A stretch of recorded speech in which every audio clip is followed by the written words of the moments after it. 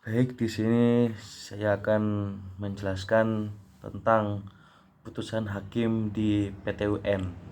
Nah, jadi tujuan diadakannya suatu proses di pengadilan adalah untuk memperoleh putusan hakim.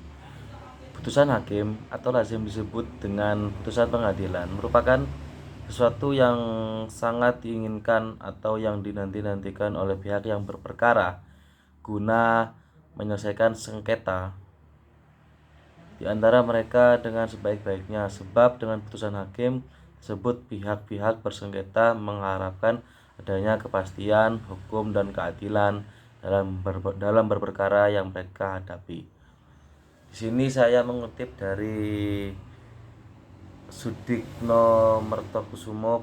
Putusan hakim merupakan suatu pernyataan yang oleh hakim sebagai pejabat yang diberi wewenang itu diucapkan di persidangan dan bertujuan mengakhiri atau menyelesaikan suatu perkara atau suatu sengketa antara para pihak. Dipandang dari isinya, putusan dapat dikualifikasikan kepada putusan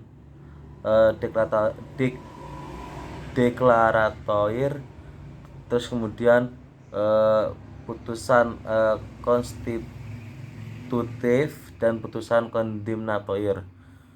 Putusan deklaratoir berisi pernyataan terhadap keadaan hukum yang sudah ada dan tidak menimbulkan keadaan hukum baru.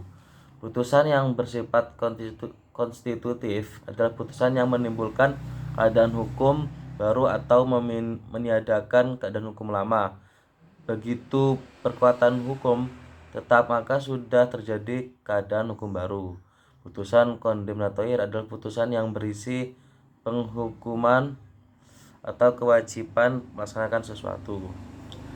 Pada putusan peradilan tata usaha negara (PT UN), ada kalanya putusan yang bersifat kondemnatoir dapat juga merupakan keputusan konstitutif.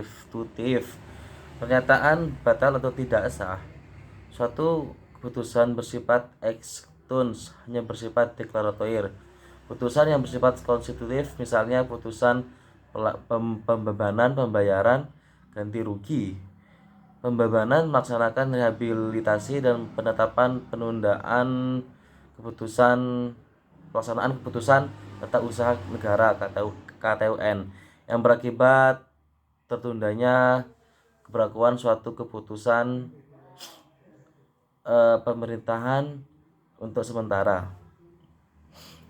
Putusan yang bersifat konstitutif walaupun menimbulkan keadaan hukum yang baru atau meniadakan hukum yang lama, namun tidak langsung dapat terlaksana dan memerlukan putusan penghukuman atau tidak lanjut materi agar materi putusan konstitutif menjadi nyata. Sehingga oleh karena itu yang relevan untuk dilaksanakan adalah putusan yang bersifat kondemnatoir. Apabila dihubungkan dengan bentuk putusan yang diatur dalam Undang-Undang Nomor 5 Tahun 1986, maka putusan bersifat kondemnatoir mencakup kewajiban mencabut putusan administrasi yang telah dinyatakan batal pada pasal 97 ayat 9 huruf A. Kemudian kewajiban mencabut keputusan administrasi dan menerbitkan keputusan pengganti pasal 97 ayat 9 huruf B. Kemudian menerbitkan keputusan dalam hal objek sengketa putusan fiktif negatif pasal 97 ayat 9 huruf C. Kewajiban membayar ganti rugi pasal 97 ayat 10.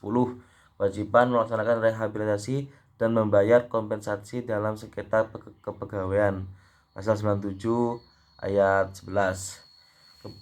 Putusan dalam peradilan tata usaha negara yang diatur dalam Undang-Undang Nomor 5 Tahun 1986 dan Undang-Undang Nomor 9 Tahun 2004 dapat dikualifikasikan menjadi 4 kategori, yaitu putusan pokok, putusan tambahan, putusan remedial pemulihan, atau putusan penguat.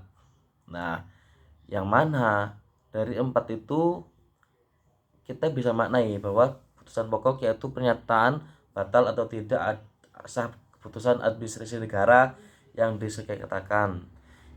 Untuk putusan tambahan, yaitu dalam hal gugatan dikabulkan, maka dalam putusan tersebut dapat ditetapkan kewajiban yang harus dilakukan oleh pejabat pemerintah yang mengeluarkan keputusan. Kewajiban tersebut berupa pencabutan putusan administrasi, kemudian ada juga penerbitan keputusan dalam hal objek keputusan fiktif negatif. Kemudian untuk putusan remedial, yaitu pemulihan, yaitu untuk memulihkan akibat telah ditimbulkan oleh putusan pemerintahan yang dinyatakan batal atau tidak sah, berupa ganti rugi atau rehabilitasi. Dan yang keempat yaitu putusan penguat, yaitu pengaktifan. Putusan pengaktifan yaitu putusan sebagai alat pemaksa supaya putusan yang bersifat keberatan dapat laksana, yaitu kewajiban membayar, penjatuhan sanksi administratif, perintah mengumumkan pejabat yang tidak melakukan putusan, mengajukan kepada presiden untuk sebagai pemegang kekuasaan tertinggi pemerintahan tertinggi untuk memerintahkan pejabat tersebut melaksanakan putusan pengadilan.